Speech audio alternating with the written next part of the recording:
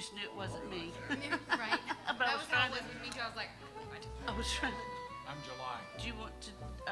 You've got the invocation and pledge.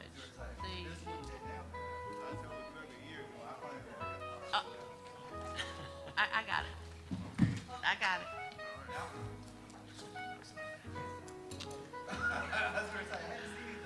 Okay, are we ready? Just sort of, don't want to yell, it's a big room. Okay, at this time, 6 o'clock, and I'd like to call this meeting of the Lee County Board of Commissioners to order, June 1st, 2020. Hard to believe, but we're back here at the Lee County McSwain Ag Center. And again, we want to thank Cooperative Extension, great partners for helping us facilitate the move out here so we can socially distance and have our meetings in person. It's good to see everybody tonight. At this time, if we'll stand for a moment of silence and some deep breaths, and then we'll have the pledge, please.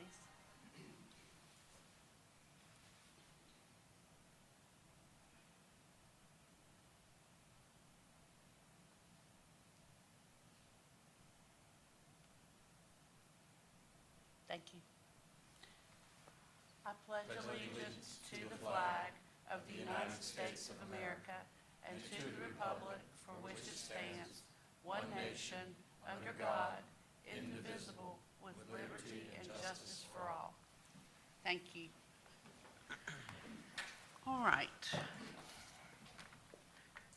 Got a busy agenda tonight.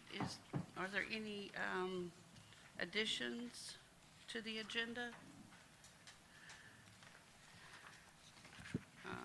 Madam Chair, Yes. if we can add the Chatham Street and Hillcrest Drive connectivity with Windstream contract renewal under consent. Okay. Let's put that as item K, and I believe you have that at your seat. Yes, thank you. Mm-hmm. And just a reminder to everybody, you know, we learned last time, we just need to lean up and speak into the microphone so that they can pick it up as they broadcast and record for us. Okay, any other additions? Is there a motion to approve the agenda? Move to approve, Madam Chair. Okay, any questions or comments? All those in favor say aye. Aye. Opposed? Okay. Approval of the consent agenda. Madam Chair, I make a motion that we approve tonight's consent agenda. Okay, any questions or discussion? All those in favor say aye. Aye. Opposed? Okay, thank you very much. All right, we'll move on into our public hearings. We have two this evening. The first one will be a hearing to grant Pfizer, or a hearing on a grant to Pfizer from the NC Biotech Center. And then it's been requested that we waive our policy and vote on the agreement this evening. And we'd like to welcome Mr. Jimmy Randolph to come and walk us through this. Good evening. Good evening. Thank you very much, Madam Chair, Commissioners. Thank you for giving me the opportunity to present this item to you tonight. The North Carolina Biotechnology Center has requested that Lee County serve as the pass-through entity for a $100,000 grant to Pfizer Incorporated.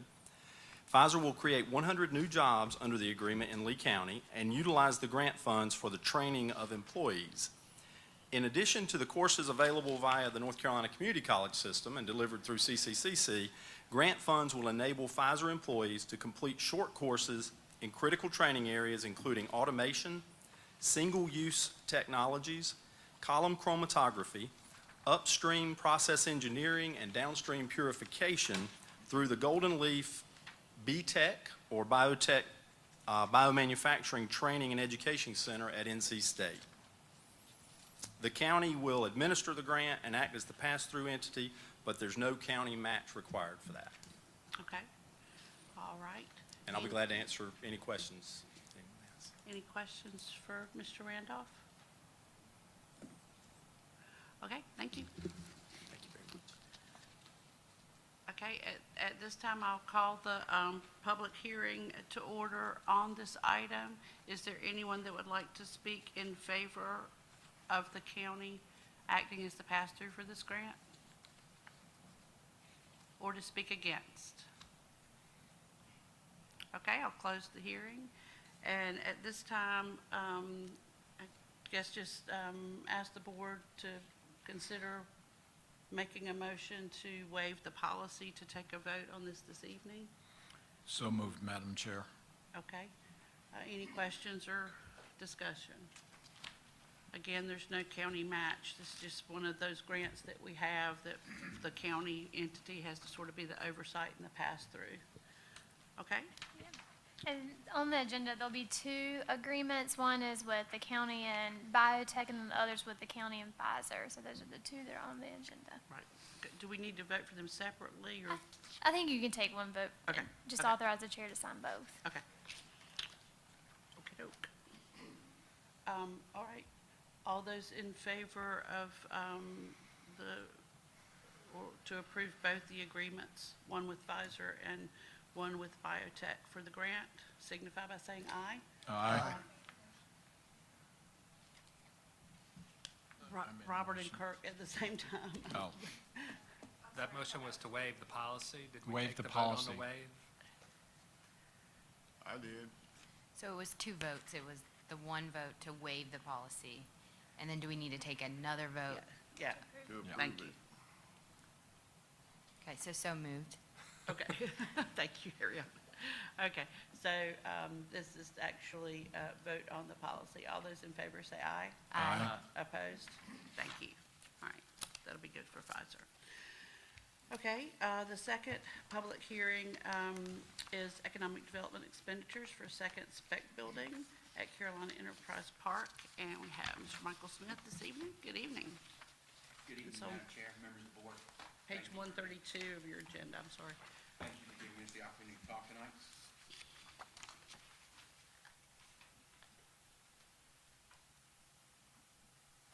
We want to talk a little bit about Shell Building 2.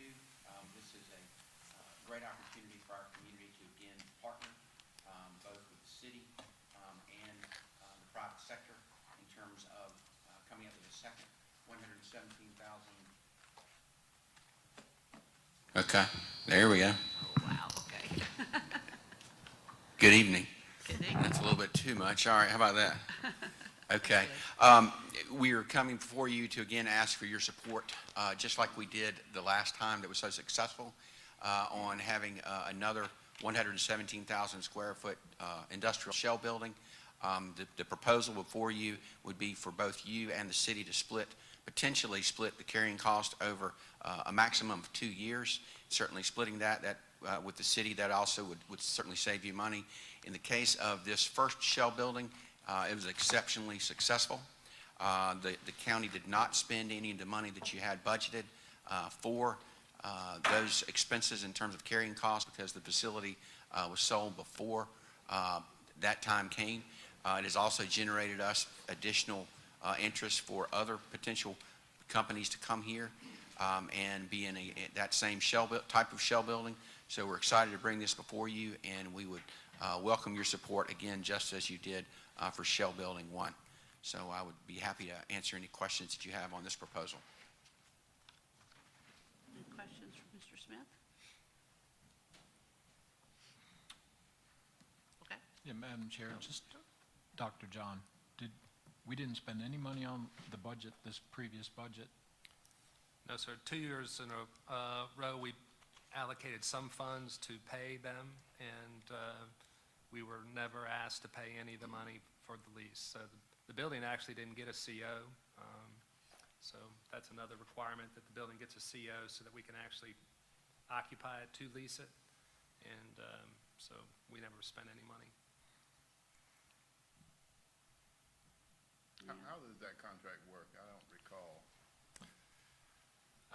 Well, just the short version is that when the building is completed, a CO is issued by the city of Sanford's Building Inspections Department. At that point, we can lease the building.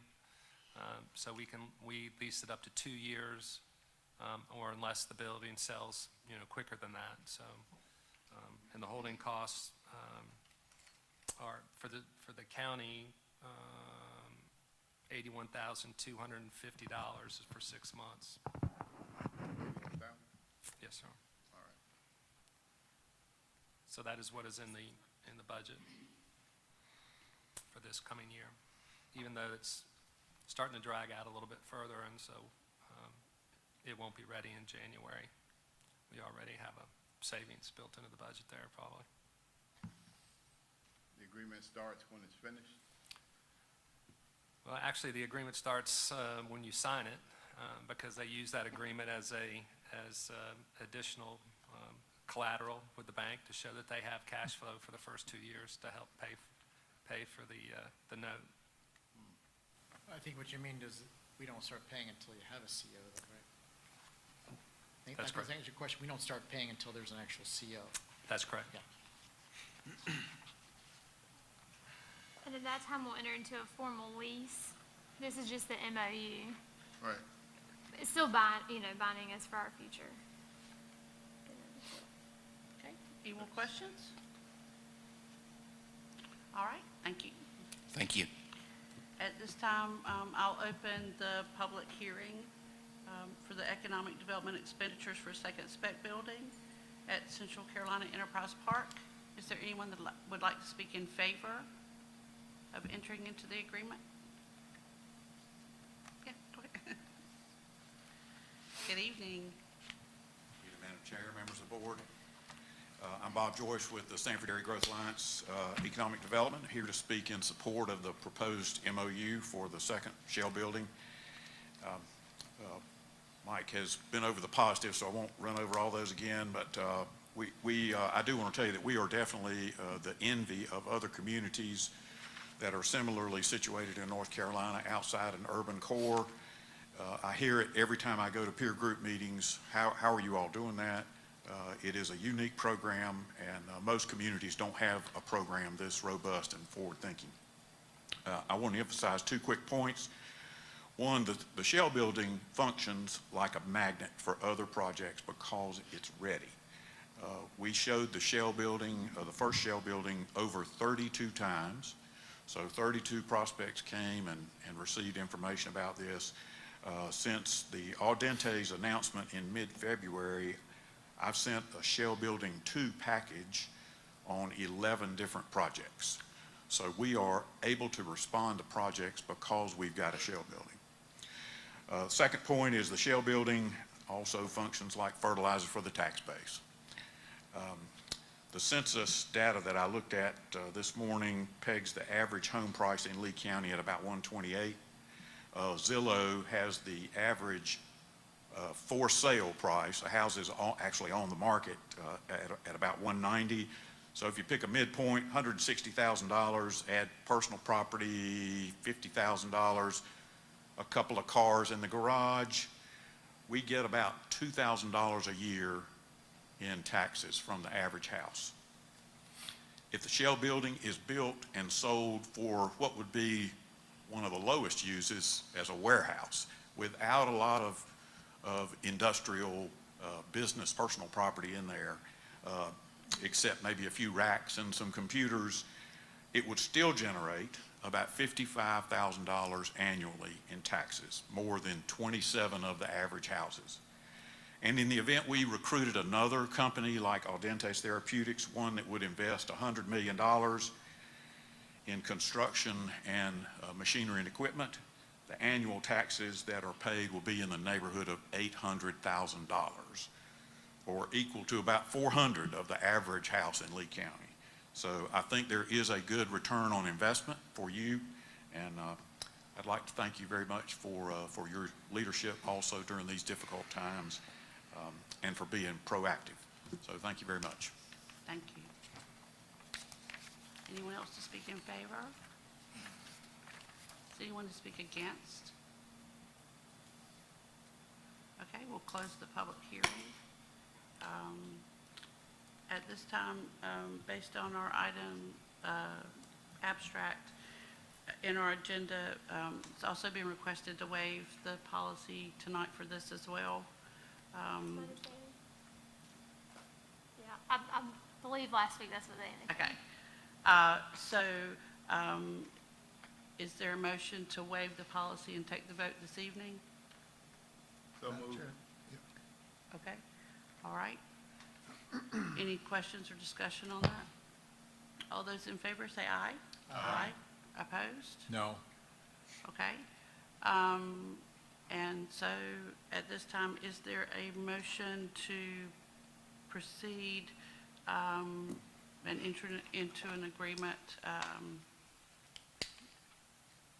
as per the first shell building with the city and Saga for shell building number 2? So moved, Madam Chair. Okay, any questions or discussion? Madam Chair, I do want to ask, and this is for either Bob or Mr. Brown or Mr. Smith, is there any bid put out for competing builders, contractors? Because as I understand, this is the same contractor that you had before. It is the same contractor that we had before that was spectacularly successful. And certainly, we would, be interested in entertaining additional proposals. I guess some background in terms of the group that we have.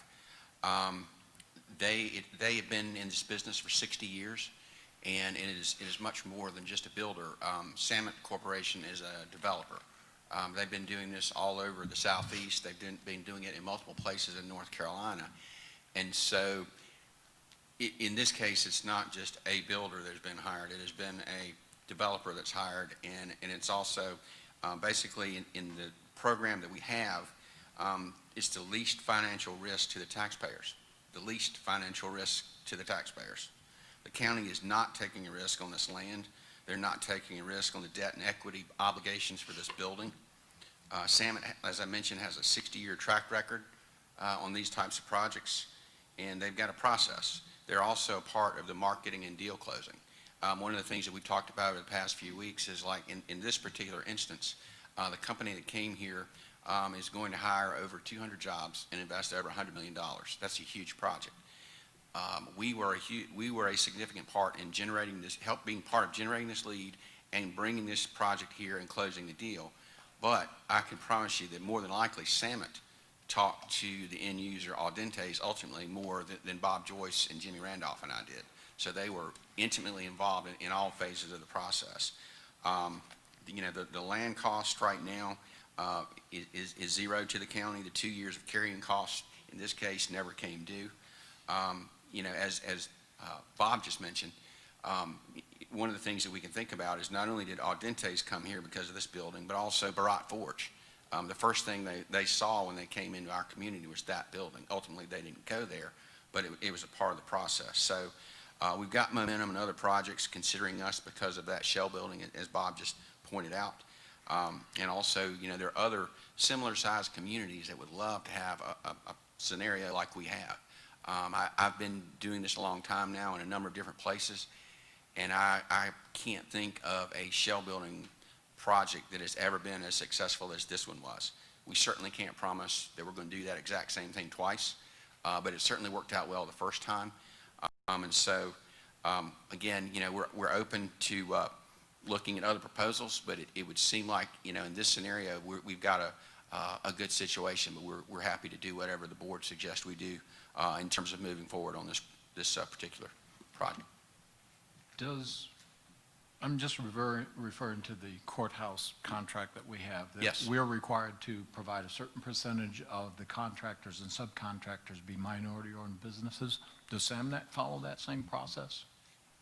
We can confirm that with them, but I'm sure that they do, yes. And certainly they use as many local subcontractors as they can because, it makes financial sense and it makes logistic sense to them to have them close by here versus in another state. And certainly Samet Contractors was a big part of their first project. Thank you. Any other? Is it in there that we try to use as much local as possible? Do we put out, do we go on the websites and put out, do they put out on the local websites for contractors to bid? Do you know? we can certainly inquire in terms of that language, in terms of the existing program. Thank you. I know when they were building the first shell building, and I'm not going to call different names because I may forget somebody, but they use local subs. I mean, it just makes sense, you know, when you go out there and check to see the progress of the building, they use local subs. I think one of the things too, just to remind everybody, you know, Saga is a public-private partnership. So, I mean, that's why we're in such a good position. You know, when Saga was first created with its much longer name, you know, that was one of the benefits of having the private section of it, so that you could have private investors that, you know, would come in and make the investment, provide land, and perhaps build a building with the county and the city as a backstop to kind of, the way I look at it, incur most of the risk. So just throwing that out there just to remind everybody kind of how this was all constructed in the first place. So because of the private part of it, I think, you know, they're not under the same requirements like we are with the government center, you know, to have to follow all the different rules and regulations. But I was happy to see local folks out there building on number one. I don't see why they wouldn't do it for the second one. They formed some really good relationships during the first one. Is there a motion to proceed with Shell 2? I'll give you the motion after I give you my comment. I do think that it would be helpful if they would at least let us know Sure. when and who the local folks are. It's sometimes very difficult to defend the situation if you have no background information to support it. With that being said, I move to approve. Okay. Any more comments or questions? Okay. All those in favor say aye. Aye. Opposed? No. Okay. Get that? Okay. All right. Thank you very much. Thank you to our Saga folks here. I just want to say real quick, Sure. Commissioner Reed made a very good point on that, and those are like the things I like to see prior, you know, before. That was a very good point. Okay. Good idea. Okay, do we have any public comments? Is anyone in the audience for public comments? Okay. Okay, just a reminder to the public that's watching or listening, you know, that as we do this, because of COVID-19, if you'd like to submit public comments, if you'll go to leecounty.nc.gov and county commissioners and Ms. Gamble's email address, you can send public comments or contact one of the commissioners here, and we'll make sure that they are read during our meeting. And we have no old business, so we'll move into new business. The Juvenile Crime Prevention Council presentation by Ms. Clover, and that's on page 138 of your agenda. Good evening. Good evening, everyone, Madam Chair and the board. Hope everyone's doing well. I was telling Commissioner Del Plazio, this is my first time being out of the house in an official meeting since March 26th. Welcome. Good to see you in person. It is. So what we did is before we go over the funding plan, I wanted to go over the JCCC, but with the bylaws, we actually have a 2-year membership. And if you see in the memo that I submitted to Madam Chairperson of our list of faithful and committed board members, I'm so thankful of my board that are willing to just continue on with the JCCC. So I wanted to see if anyone had any questions about the ones on the list. And I also would like to put a plug in here is that we do have a couple of positions that are vacant, and these positions are not just, fly by night. They actually are mandated positions. We need someone representing our nonprofit, United Way nonprofit. I did receive an application from Jennifer, I think Thursday or Friday, for one person that is interested, retired military, that could possibly be a member at large or a commissioner appointee.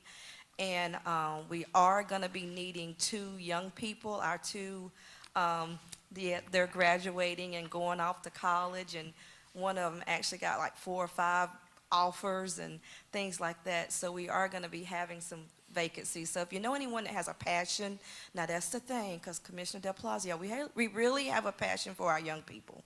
So they got to have a passion for the young people. So just send them my way or give them my phone number or something so I can tell them a little bit more about that. Okay. Thank you. All right. And then for our executive summary, we, of course, COVID-19 kind of just put a little pin in a lot of things, but I did kind of give us, a summary of what our Juvenile Crime Prevention Council was working on for 2019-2020 fiscal year, and what our goals is for our 2021 fiscal year. I didn't want to read to you all what you already have in your hand. Did anyone have any questions about anything that I submitted?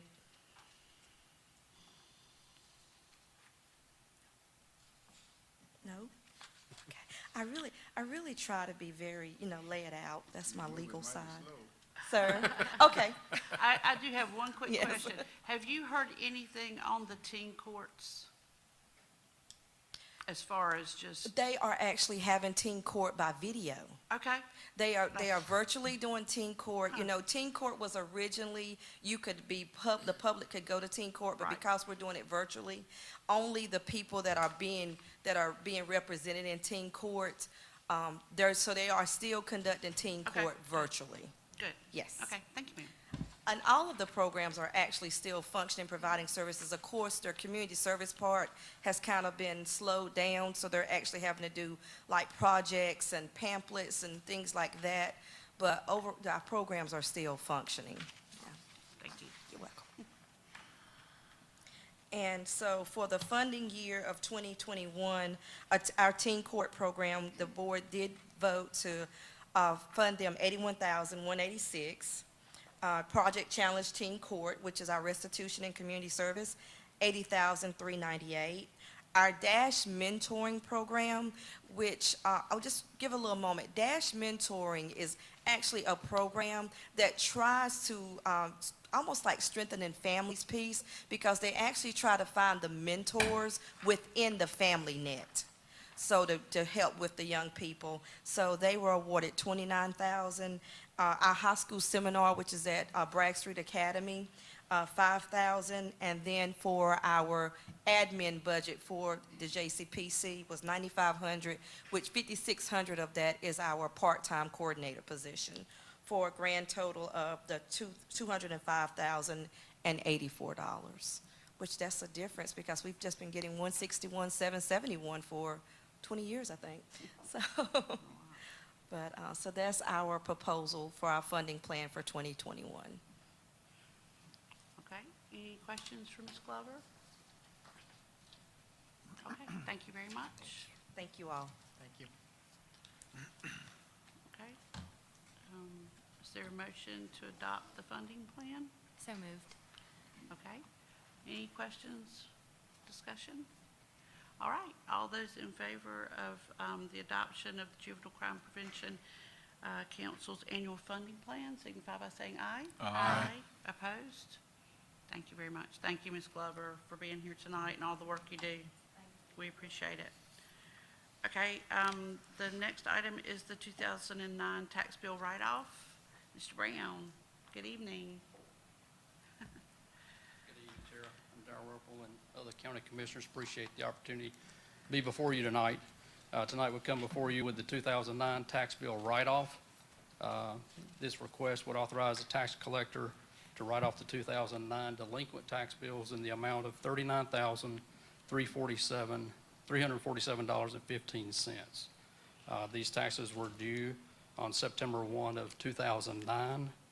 A delinquent list of these accounts has been on file with the clerk's office and is also available on the county commissioner's website. And I've attached a detailed list with the attachment of the outstanding taxes of real and personal property. After 10 years, our method of enforced collections ceases to exist. Okay. Any questions for Mr. Brown? Okay, is there a motion to approve the request? So moved. All right, all those in favor say aye. Aye. Opposed? Okay, thank you very much. Thank you for your time, appreciate it. Thank you. All right, moving right along to item Z, under new business is the discussion on the fire tax district funding, and Mayor Andrews. Good evening. Good evening, Madam Chair, Commissioners. It's hard to believe it's been a year since I've come before you, but yeah, it has. The last few months have been very exciting as we've learned all about social distancing and all the good and bad things about virtual meetings. As directed by you, the Lee County Fire Advisory Board has completed its annual review of the budget requests from the Lee County Volunteer Fire Departments for fiscal year 2020-2021. On April the 15th, the Fire Advisory Board met virtually to review and discuss the budget requests from each of the county volunteer fire departments. During that budget review, we developed a list of questions and concerns related to each of the department's budget requests. The list of questions was then sent to the respective fire chiefs of each department. And on April the 28th, we met with representatives from those fire departments, again virtually, to discuss our questions and concerns. So if you'll allow me, I'll kind of hit the highlights and be quick about it. Tramway Fire Department requested an increase in their budget of $9,074, or about 2.1%. $6,200 of that was increase in personnel salaries with a cost of living adjustment, and then they've increased their allotted part-time hours. With the growth in their tax base and using $8,000 from their fund balance, they were able to cover the increase in their budget request and maintain their current tax rate of 9.6%. Deep River Fire Department requested a budget increase of $7,755, or about 2.3% over their current budget. The biggest part of that was increase of $5,000 in turnout gear and $3,000 in computer hardware. They had about $4.4 million in tax base growth. So using the $22,000 in fund balance, their tax rate would have been 11.7%. However, Deep River Fire Department asked that they keep their rate at the current 11.5%. So in order to accomplish that, they cut $5,000 out of their grant match, thus reducing their budget to $36,908, and that will maintain their current rate of 11.5%. Cape Fear Fire Department requests an increase of $40,021, or about 10.3% over their current budget. The department decreased their operating expense by $14,979 over the current budget. Their debt service and capital reserves, they increased by $55,000. $20,000 of their debt service was for a loan that they purchased a new 3,000-gallon tanker to replace a 1987 tanker that they'll take delivery on in the coming months. They're also increasing their capital reserves by $35,000. They need to replace an engine in the next 2 to 3 years, and right now the projected cost can be anywhere from $600,000 to $750,000, and it increases about 2 to 3% each year. So unfortunately, their tax base decreased by $1.8 million over the current year, and their fund balance was only $17,000. So the loss of tax base and the $17,000 in the fund balance was not enough to offset their budget requests. So for 2020, 2021, their fire tax district rate will go to 12.1. So currently about almost 0.09 of an increase.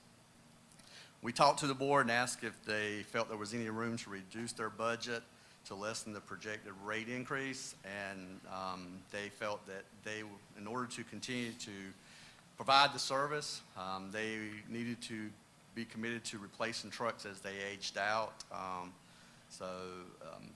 Like I said, their tax rate will increase to 12.1 in the coming year if you guys approve the request. Northview Fire Department requested a budget increase of $36,070, or 7.4%. Most of the increase, $33,536, is for personnel. The department is adding another 40 hours of part-time to provide staffing at the Cumnock substation. In addition to that, they're asking for $109,433 from their fund balance to install a ply movement exhaust system. That's so that the substation, they can put the system in so that when the trucks are in the station running, the exhaust is vented out. And then they're also going to make some repairs to the parking lot at the main station. Their tax base grew by $40 million. So the tax base growth and the use of about $30,000 from projected fund balance covers their budget request, and their rate will stay at its current rate of 8 cents. Lemon Springs Fire Department did not request a budget increase for 2021. They had about $4 million in growth. We're going to use about $3,000 of their fund balance, and they're going to maintain their rate at 9.6. They've had a change in chiefs. Chief Cagle retired last year. We had a conversation with the chief, and he felt comfortable that this budget would work for them. So, Carolina Trace Fire Department requested a budget increase of $50,158, or about 12.6 over their current year. $15,096 was in salaries. They're trying to cover a lot of hours during the day, from about 7 a.m. to about 8 p.m. To have coverage there at the station. They're also increased $7,300 for turnout gear and some fleet maintenance. They did increase their debt service by $26,894. They're currently designing, or in the process of designing, to add on to their building. I know in your packet, they've got some equipment, and by being in Carolina Trace, the Property Owners Association, they can't put up a shedded building or a utility building. They actually have to meet the property owners, so it'll be an addition onto the building, or a brick addition. Their tax base grew by about $1.5 million. Their fund balance is $2,500. So with all of those things they had going on, their rate, projected rate for the coming year will be 11.5. We had a lengthy discussion with Chief Myers, Fire Chief for Carolina Trace. And their board is made up of members of Carolina Trace. I think there's only one fireman on their board. Everybody else is a resident Trace. And so they were all aware of what the budget request was going to do to the tax rate. Northwest Pocket Fire Department did not request any increase in their budget.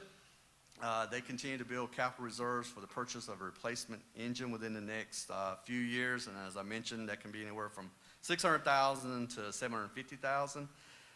They did have some growth in their tax base of about $3.1 million.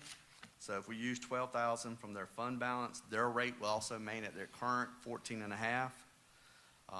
As part of our discussion that we've had the last couple of years with the fire departments, we've kind of inquired about their membership status. And for the most part, the departments are having some success in maintaining their volunteer levels. They're using a combination of social media, community events like National Night Out and other things to attract folks and recruit them.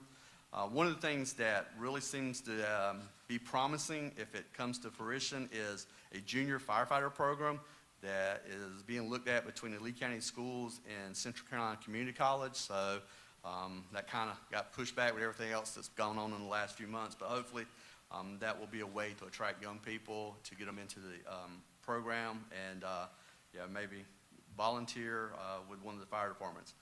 Another thing that we've talked to them about and tried to stay in front of, and they're doing a great job, is the risk of carcinogens for firefighters that lead to cancer. And all the departments have implemented some sort of protocol for decontamination at the scene. They're purchasing extractors to wash turnout gear, purchasing the new turnout gear and hoods that include all the safety features that reduce the risk of exposure for the firefighters. So that made us feel good that they're taking a proactive, because this is a new thing, and everyone's trying to protect our firefighters. So the budget recommendations for the Lee County Fire Departments, as noted, was approved, and these recommendations were approved by the Lee County Fire Advisory Board. And we thank our firefighters and first responders for all they do for our community. Lee County is fortunate to have a dedicated group of young men and women who are willing to serve and protect our community. I'll be glad to answer any questions that you may have at this time. Any questions? I've got one. Who's going to bird dog the new training program? I think it's going to be, my understanding is just a little bit we picked up at the Fire Advisory Board meeting is that the college, it would be a college-run program through the training center, Right. but it would be offered to the high school students. Right. So I think it's a great idea. I just hope we'll follow through on it. I do too. When they told us about it at our meeting with the fire department, several of the departments were very excited about it because, if we can get a young man or young woman in high school, and, it may lead to a job for them as a career. So hopefully attract some folks who live here and volunteer, but, maybe a job for them also down the road. So I'm under the impression that the college would be the one doing it, but it would be, cooperation between the school system and the college. So Like a dual enrollment kind of thing, sort of? that's how I maybe? took it, was that they would sign up and, take classes. They can't do it so much, but, Right. Great idea. Anything else? Move to Madam approve. Chair, I'd just like to say thank you, Mayor Andrews, for all the effort you put forth, because I know it's a lot of work, and we appreciate it. Well, Lisa keeps me straight, so. That too.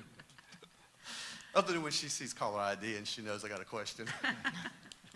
Thank you, guys. Thank you very much. Well, Commissioner Reeves moved to approve, but I think we have to have the public hearing first. And that will be next meeting, June 15th Yes, ma'am. as well. Okay, all right, thank you very much, appreciate it. I'll bring it back. All right. $600,000 to $700,000 for engine, holy cow. I do remember when you could get one for $400,000, it goes so fast. Okay, at this time, what everybody's been waiting for, the presentation of the 2021 recommended budget. And I've got Ms. Mentor, Dr. Crumpton. I'm handling the budget, Madam Okay. Chair. All right. So, in front of you had the PowerPoint, but I also went ahead and put it up on the screen so Am I in the way? what's left of the audience. I didn't even see everybody leave, so have my back turned to everybody, so I could see everybody. But go ahead and start the presentation here. It's not as long as years past, mainly because of all the changes. Whoops, wrong button. So if you remember back in January when the board met to discuss budget goals, it seemed like years ago when we met and discussed one of the issues that came up was wanting to lower the property tax rate. We had a long discussion about the pay plan that we were working on with the employees and other capital projects that were discussed with the board at that time. That was the main gist of that. But since that time, obviously things have changed. So this budget also addresses the impacts of the COVID-19 and what will happen to some departments as we move forward. So the budget overview, the request that came in was $85,132,746, or pretty much $5.3 million over what we could afford at the current tax rate. If we tried to fund all the requests, we would have needed a 14-cent property tax rate increase, which I didn't think the board really wanted to discuss. On the positive note, the tax base continued to grow, and we had a growth rate from fiscal year 1920 to fiscal year 2021 of 3.14%. So our average growth rate over the last 5 years has been 2.65%, and then we beat that average this year. So you can see that on the right that a lot of growth has been coming to Lee County and mainly in the commercial and industrial areas. So the total recommended budget is $79,854,656. Last year's original budget was $77,170,272, or an increase of $2.6 million and some change, an increase of about 3.5%. So we'll go over that in just a minute. These are the summaries and what you see from last year versus this year. The highlight number is, let's see if I can make this work, is that sales tax revenue number right there, where we're projecting next year a loss of 1.4 million from our current year's budget. So the revenue changes, what we gain in ad valorem taxes, we'll lose in the local option sales tax. We have a large increase in transfer coming from capital reserve and capital projects. That is about 900,000 and some change was planned as part of the financial plan for the W.B. Wicker School. And so we're following through with that. And if the board remembers, we basically use our cap reserve to create a savings account for debt service so that when we get into debt service, there's not an impact on the tax rate.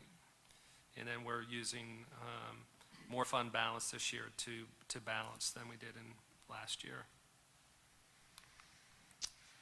So the expense changes, general government, about half of that is in general services, and it really impacts projects and increase in staff to deal with cleaning our buildings.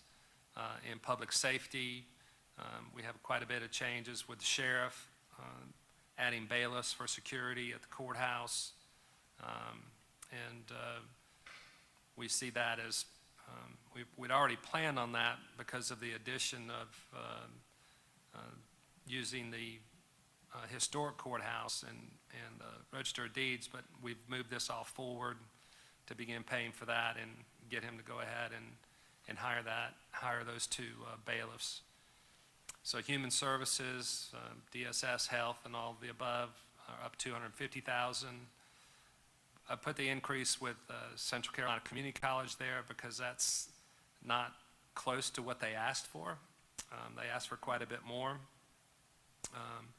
They asked for, in the college promise, they asked for the full promise of the board, which is $250,000 a year. Based on their enrollment numbers, we throttled that back to $165,000, I believe it was. But the big issue with this, with the community college, is they run the Civic Center, and basically they hold the Civic Center in trust for the community. And there are a lot of question marks about the Civic Center going forward in the use. So, we get 3% occupancy tax, and all of that occupancy tax goes to run the Civic Center. And, based on hotel occupancy rate numbers that some of the hotelers talked about in April, there's not going to be much occupancy tax revenue in April. So looking forward, we're going to have a discussion with the Board of Trustees to figure out what we need to do to keep the Civic Center going next year. And on the bright side, the board remembers during the last recession, we burned through our fund balance in the occupancy tax reserve fund, and we're in the process of rebuilding that with kind of the boom that's been going on right now. So we have $177,000 in the fund balance to help them get through this next downturn until they can start having the big events again. And then the net debt service increase with the borrowing that we'll do on Friday this week, hopefully. We'll close on that borrowing Friday, is $517,204. So, of the $2.5 million increase or $2.6 million increase, you can see most of the increases are right there.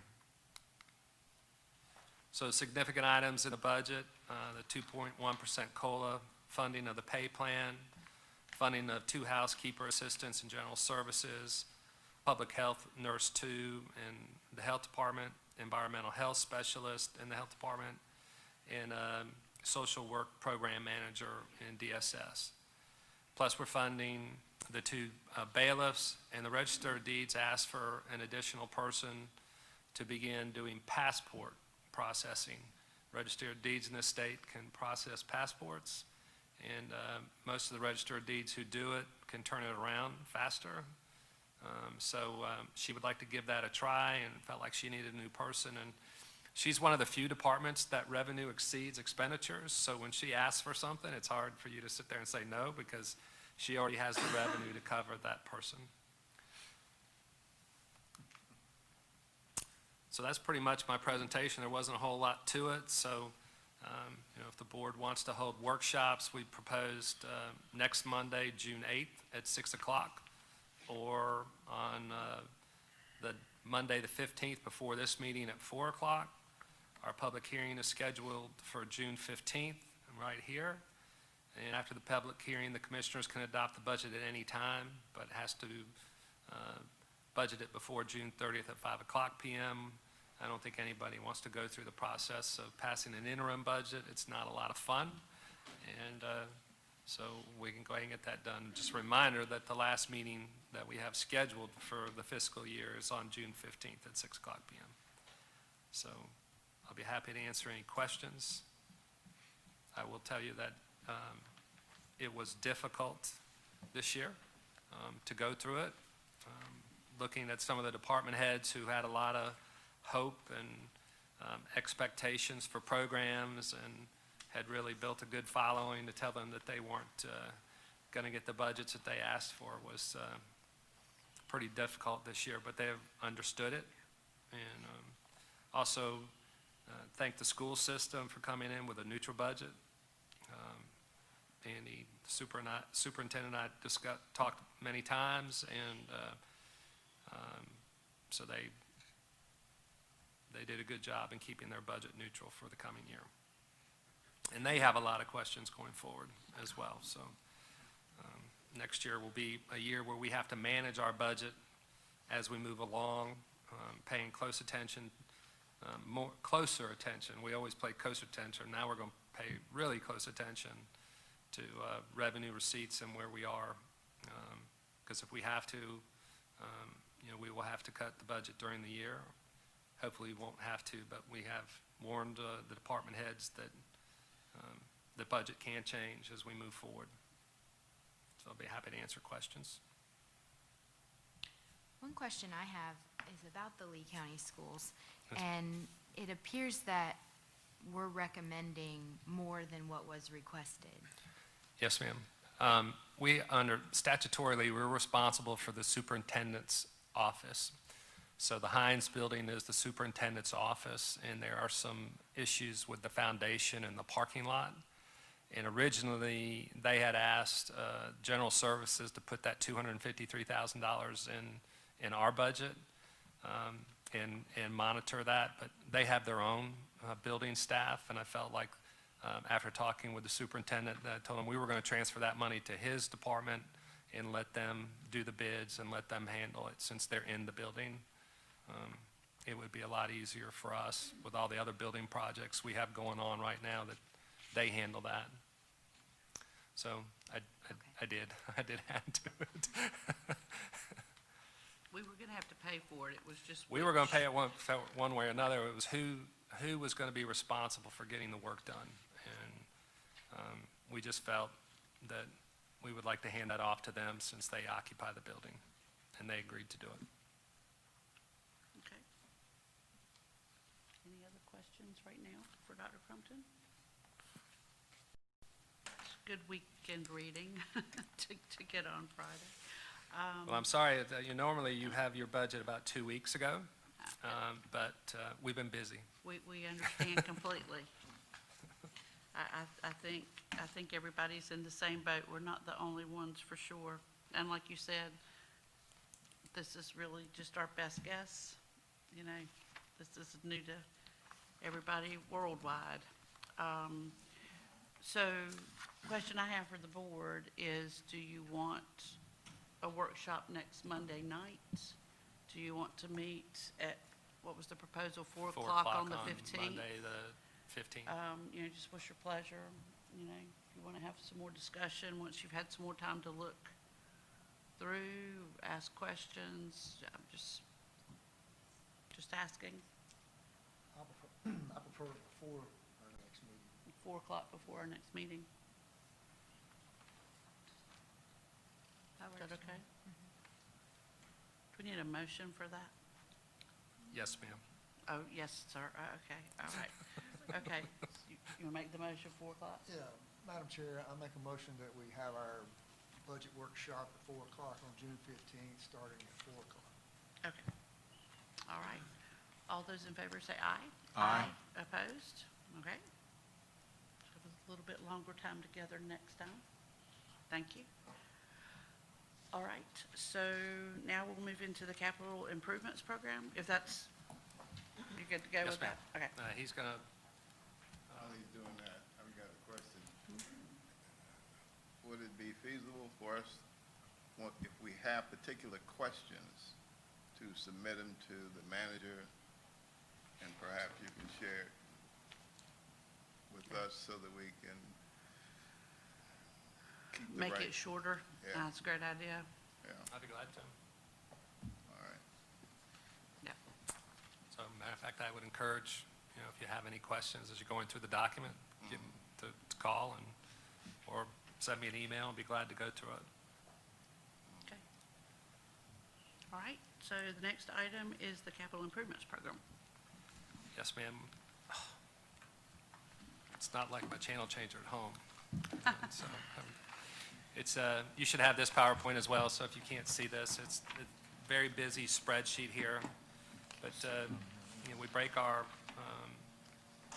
capital improvement down into administration, K-12, community college, and what we call community programs or community development.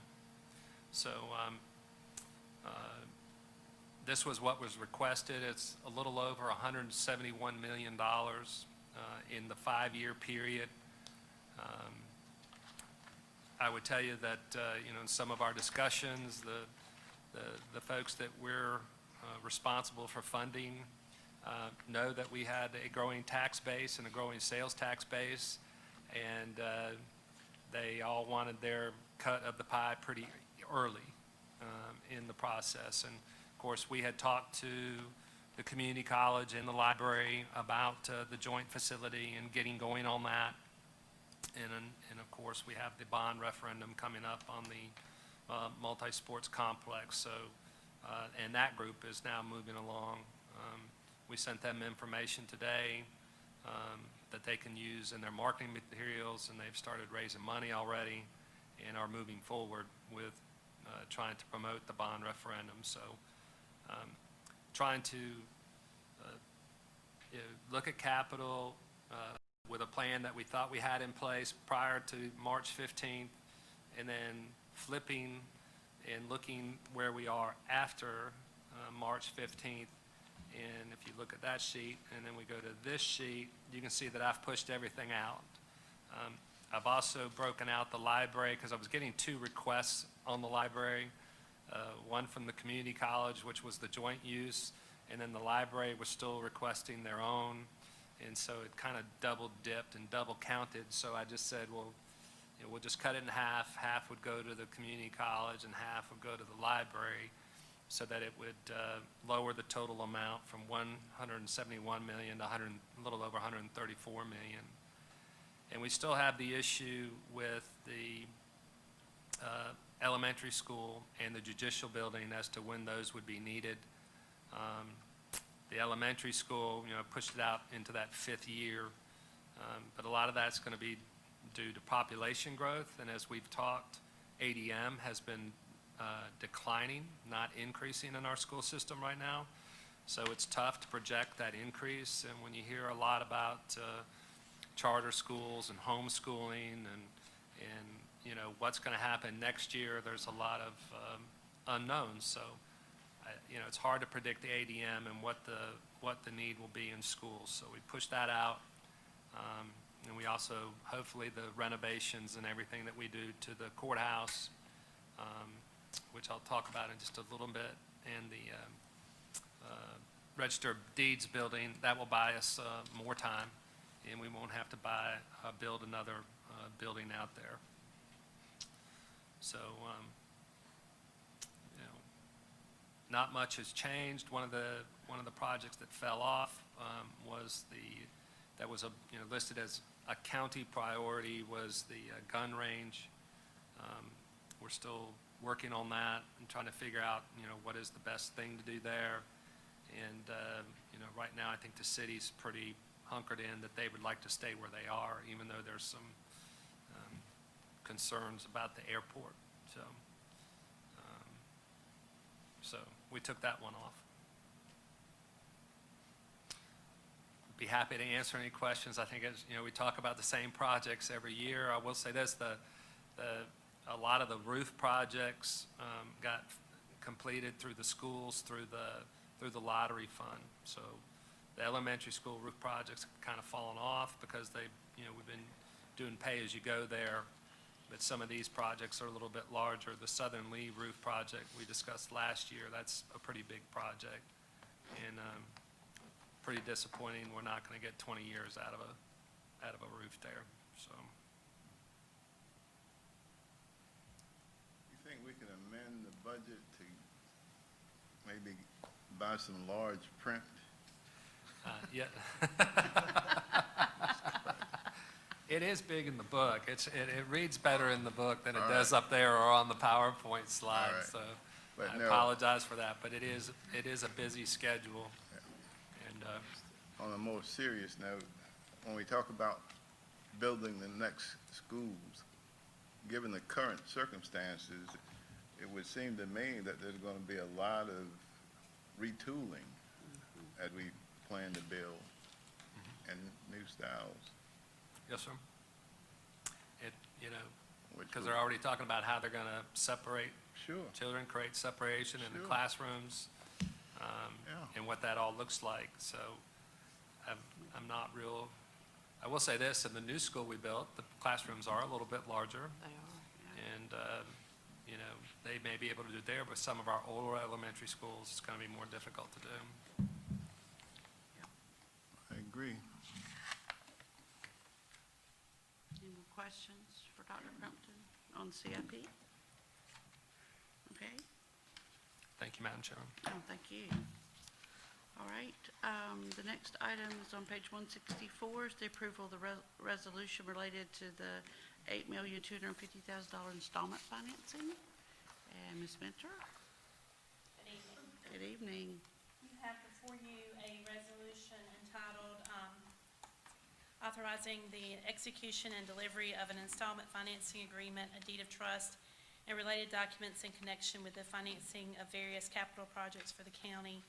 This is related, as you mentioned, to the $8,250,000 that we are borrowing and closing on Friday.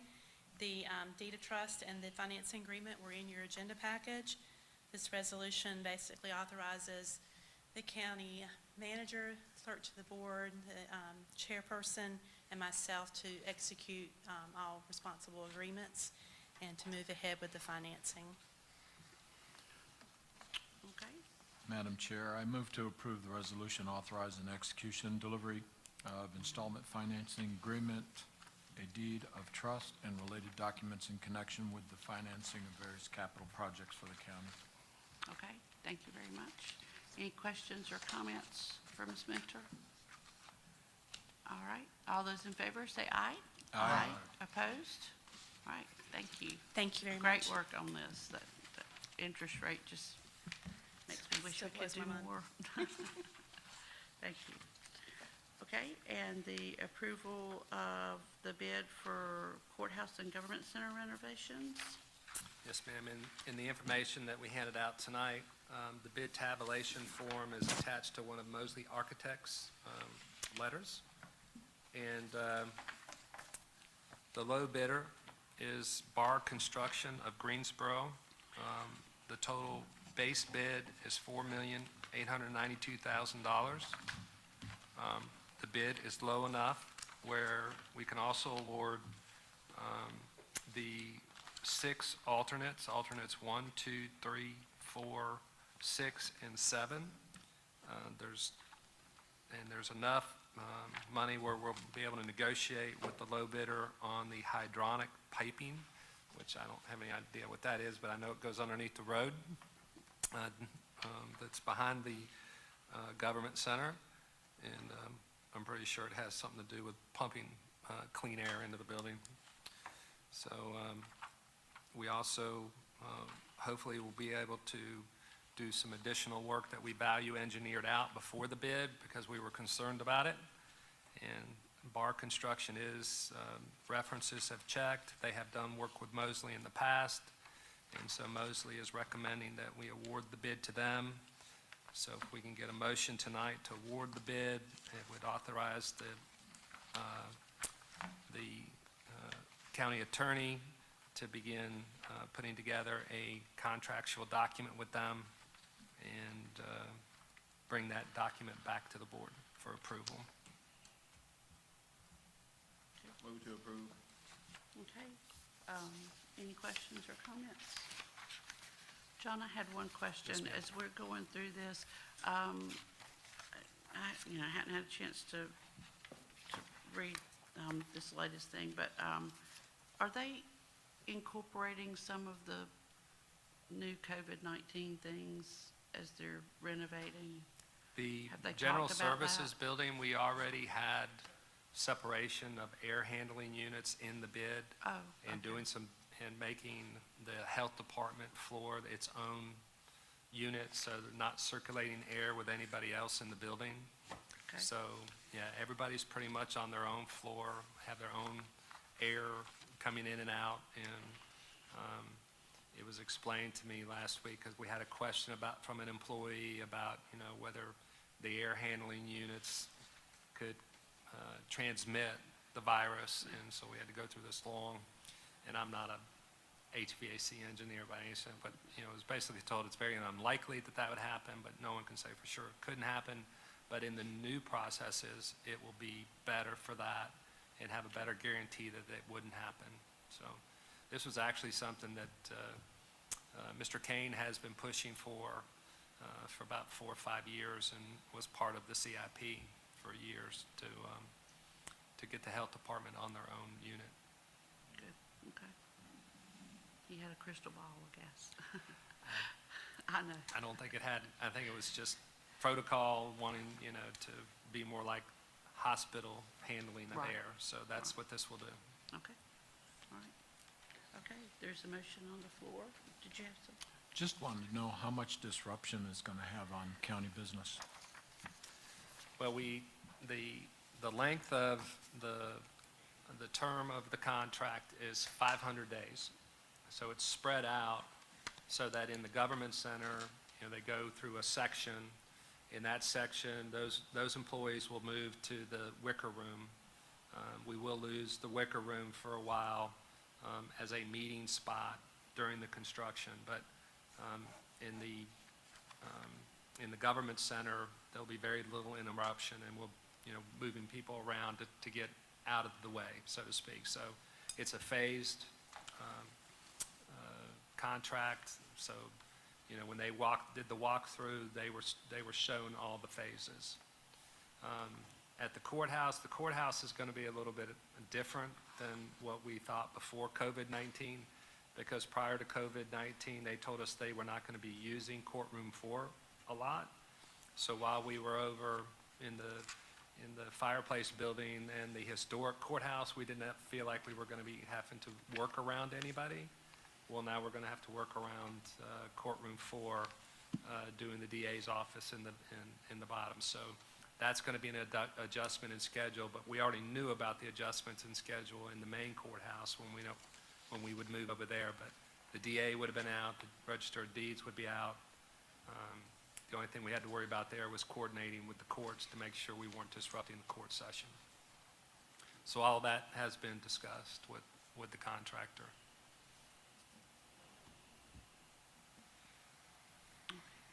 All right, there's a motion on the floor. All those in favor say aye. Aye. Opposed? Okay. Finally, after 4 years. Well, I hate to say procrastinating helped us, but procrastinating helped us. Yes. Kind of worked out that way. Okay, manager's report. I don't have a written report, but I did make a presentation today to Saga at their public policy luncheon, but it wasn't a luncheon. No, they didn't send us lunch. It's a virtual meeting now, and Health Director Heath Kane and Emergency Management Director Shane Seagroves and myself did a show today and talked about things that are going on, not just with COVID-19, but other things that are going on in the county. So I wanted to show this to y'all quickly. This was the latest report. Today's cases are 2, so total cases are up to 459. All those other numbers are pretty current. We should get the test results on the mass testing hopefully tomorrow, and be able to give you a percent of the total that tested positive from that event. So here's the 7-day average. So you can see we're kind of up and down all over the board, and the numbers are going back up, and the numbers are going back up, as the health director explained, is because of more testing. So more testing means more positive tests, and we're still running in the 7 to 10%, somewhere in that range of positive tests. So here are a couple pictures from the event.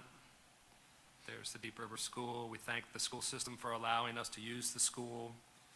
I've had some discussions with a couple commissioners about wanting to do another event, and hopefully we can get the next one inside the city limits.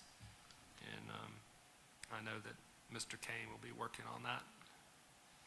So we just talked a little bit about what emergency management has been doing during all of this, and that things have changed in the world of emergency management. And the number one thing is, we're competing with our neighbors now for PPE, whereas in other events, we're normally helping each other. And the shortages have kind of made it a little different, but we don't have as many of the shortages anymore, I'm glad to say, and there's a lot more help going on, now that we're not having to fight for ourselves. Reminder that today is the first day of the 2020 hurricane season. The Hurravac, I think if you just Google Hurravac, you get the web tool that comes up to that shows you where hurricanes are going, and hopefully we won't have a busy season, but the forecaster's saying that this is going to be an above normal season.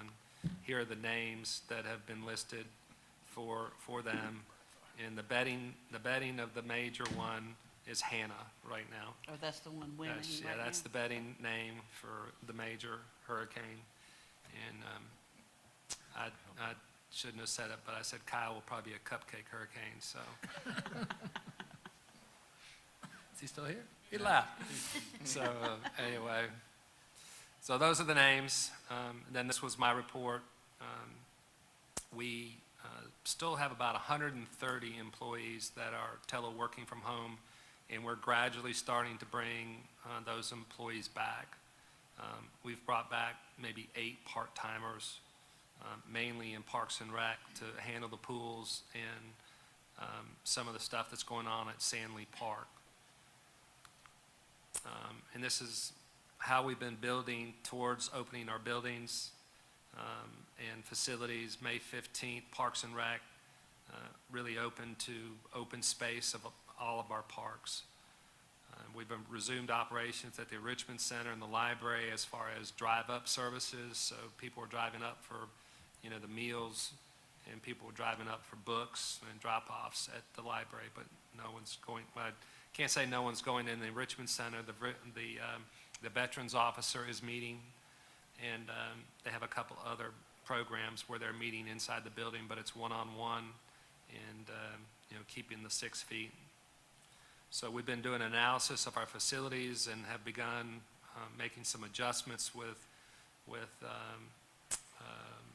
plexiglass and putting those types of barriers in place to create some separation between the employees and the public when we reopen. Today was the first court session date. It was a short calendar on purpose. Judge Gilchrist wanted a short calendar today. It actually only took them about an hour and a half to get through. And so they were able to test all their operations and how everything handled getting people in and out of the building. And so tomorrow's the big day. They run a full day tomorrow. And so we will see how that works out. I think they feel good about it. Tomorrow, the OT Sloan Pool opens, past inspections. 50 people will be able to do open swim.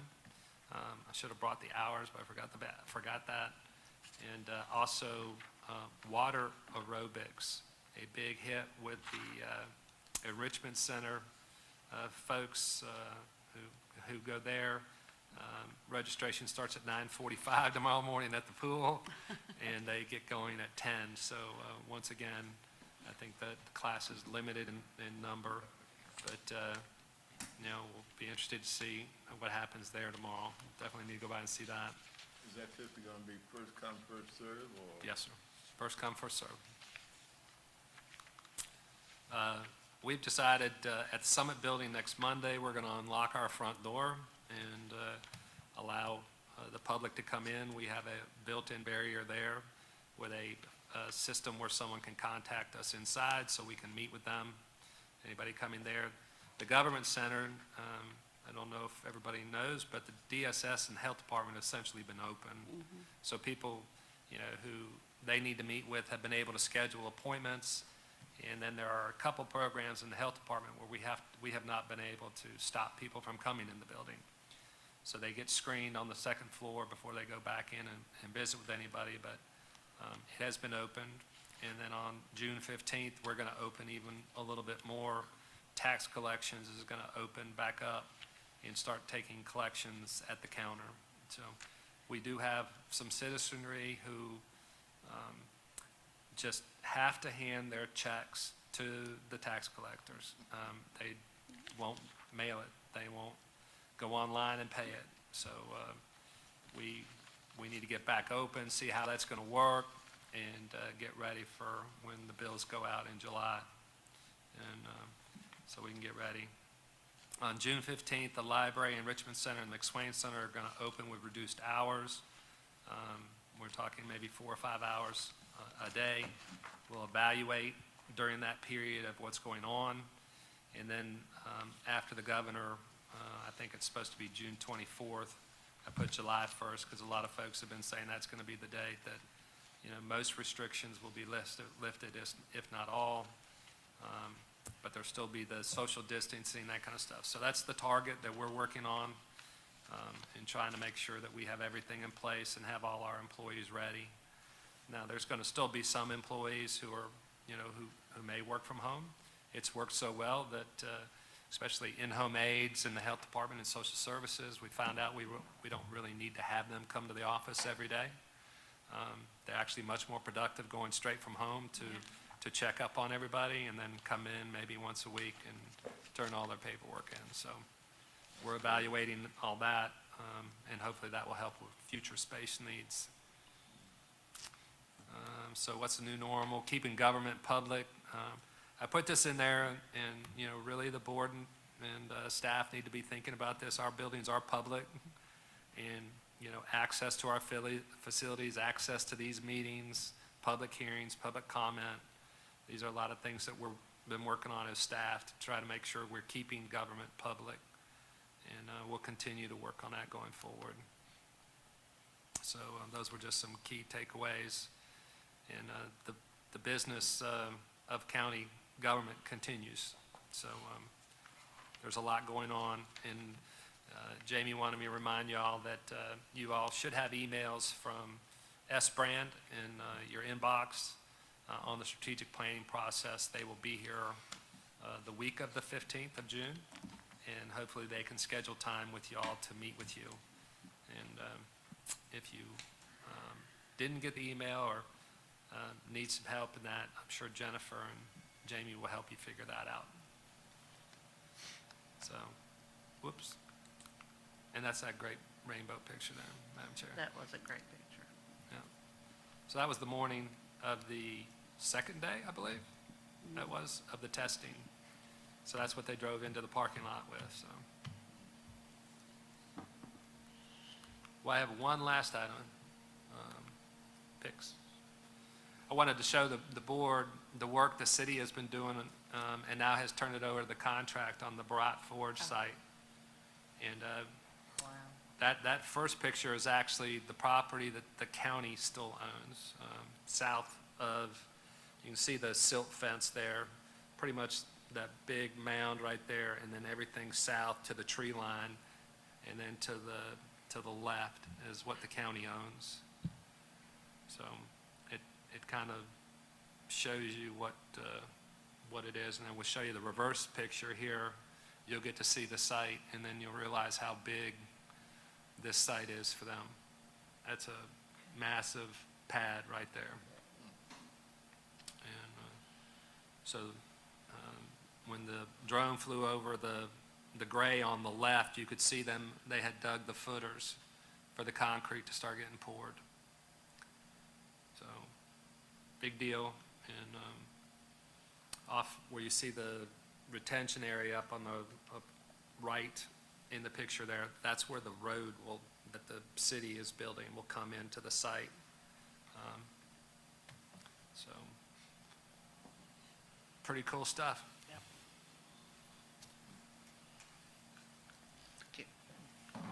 I did hear today where the trains are starting to run in India, so maybe they'll, they've been on lockdown and haven't been able to come back over here and check on progress, so they're really going to be surprised. Well, the contractor is out there, their contractor is out there, Right. so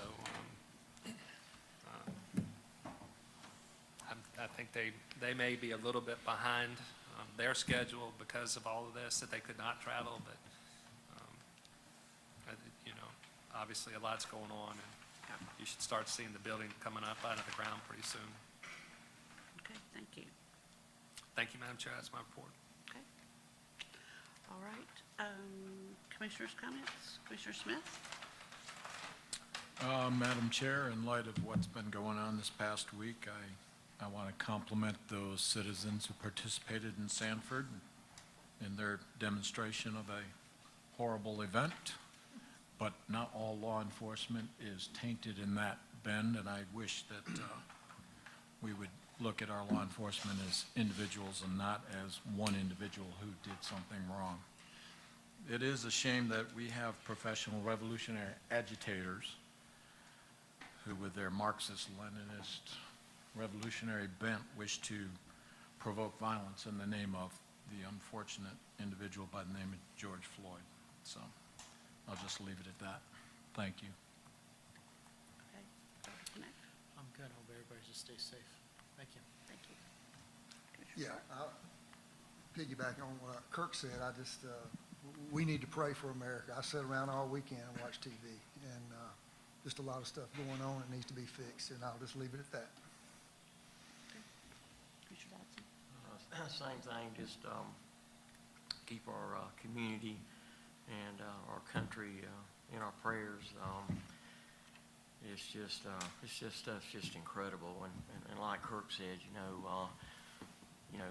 probably everybody in here has seen the video, what the guy did, and of course, in my opinion, was just unbelievable, and he deserved what he got, and I hope swift justice is carried out, but, I wore a badge, and I would submit to y'all that the overwhelming majority of law enforcement officers or wear a badge for the right reasons, to protect and serve.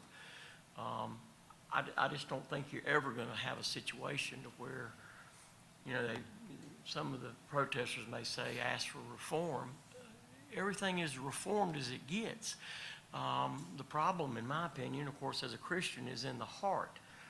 That you're just never going to be able to totally eliminate bad egg in a bunch. It would be like me maybe protesting murder or protesting stealing or whatever. I can protest and disagree with it, but it doesn't mean that it's not still going to happen. Obviously the protest with Dr. Martin Luther King, the change came about as a result of protests, and that was a great thing. But protest is one thing, to disagree with something, but the lawlessness, there's just no reason to demolish and burn down your own communities. It's just sad. It's just very disappointing to see that. Thank you. Commissioner Del Palazzo? Yeah, I just wanted to say thank you to our staff and our department heads and, of course, our manager for working diligently on our budget in a really peculiar time. So thank you for your efforts. Thank you. Commissioner Reeves? It's very sad about what happened to Mr. Floyd and his family and what's going on in this country. One thing I would definitely say is that sometimes those in leadership position need to act quickly. They need to act quickly, swiftly. You can always change the charge Yep. if it warrants that. But letting people mount up their frustration is not good at all. The other thing I wanted to mention, the manager mentioning another testing. I believe that the Civic Center site would be a great one for inner city. Do you know, Commissioner Connect, what the process might be, or does the health director do that himself? I Call think he makes requests to the state and, Okay. and to the health providers to help, to assist. So that was a team effort between the, Is that something, you say we should look into that? Be happy to follow up Yes, with. sir. Yes, sir. I think That's certainly. a good point, though, Yeah, as distance is an issue at times. yeah, thank you. Thank you, Madam Chair.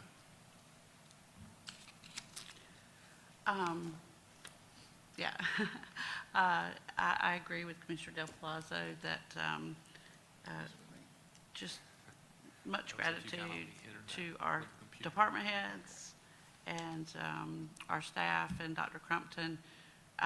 Gosh, when the calendar turned to January 2020 and we were looking at our financial situation and all the things that would be possible, and we made the comment that, you know, some of the things that we have had to put off for so long because of the recession before,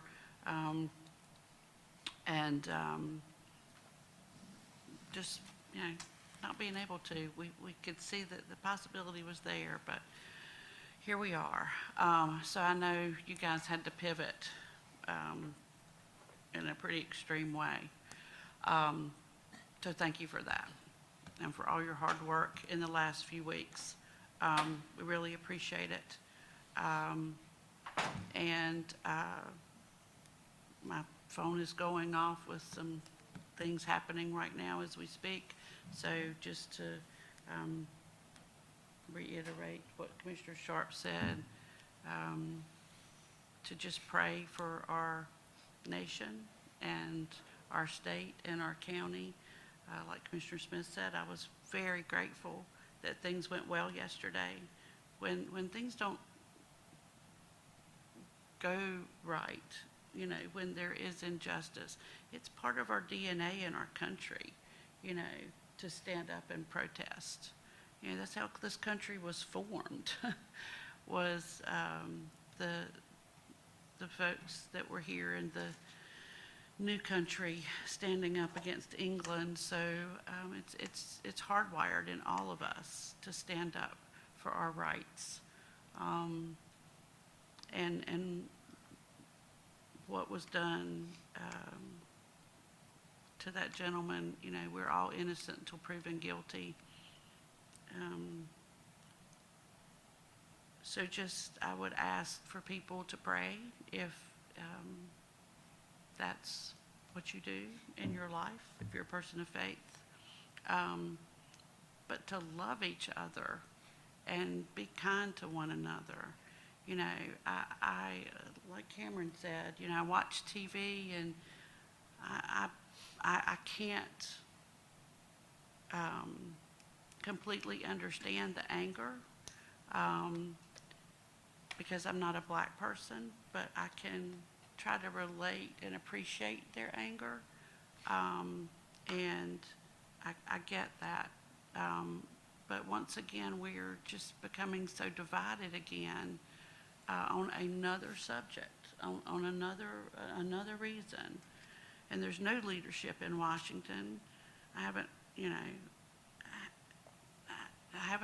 maybe I missed it, but I've been watching a lot, and you know, I haven't even heard from our representatives in Washington, or you know, except for the governor, I hadn't heard from any of our leadership in Raleigh. So once again, you know, what I heard from the White House early this afternoon before I came here was, it's up to the governors and the local folks, just like the pandemic is. So for that reason, I'm glad that yesterday went well. I think we live in a community, thankfully, that people talk to each other, and we try to work things out. But again, just as we move through the next 2 weeks before we meet again, just, love each other, listen to each other, and respect each other. And at least here in Lee County, I think we'll be okay. So at that. Can I just mention one thing real quick? I know Sure. Commissioner Reeves is gone, but I'll tell him, but as our employees are always watching, our health director will work on that. He's already Okay. working on Okay. getting something centralized Okay, very for good. testing. Perfect. All right, and just remember your S-Brand survey. We did invest a lot in that strategic plan. And I know, gosh, we had that workshop the day that things started to shut down. So I know that hasn't been foremost on everybody's mind, but it really is important that we do that as a board. Okay, at this time, is there a motion to adjourn? All right, all those in favor say aye. Aye. All right, thank you very much. Everybody stay safe.